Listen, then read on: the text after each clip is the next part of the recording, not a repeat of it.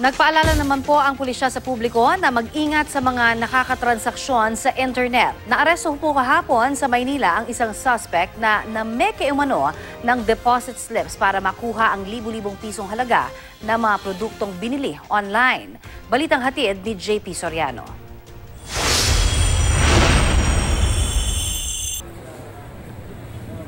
Isang entrapment operation sa Pandacan, Maynila ang isinagawa ng PNP Anti-Cybercrime Division. Ang target, suspect umano sa panloloko sa isang online shopping site na si Gay Austria.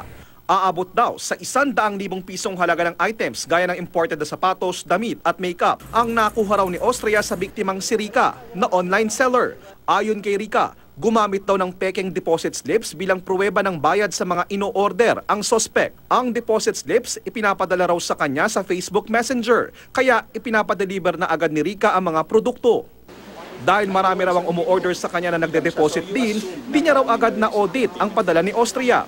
Nagtiwala ako tsaka hindi ko chinek talaga yung deposit niya na fake talaga. Hindi ako nag-online banking. Tumanggi ang suspect na sagutin ang paratang sa kanya. Naharap siya sa kasong estafa. No comment na ako.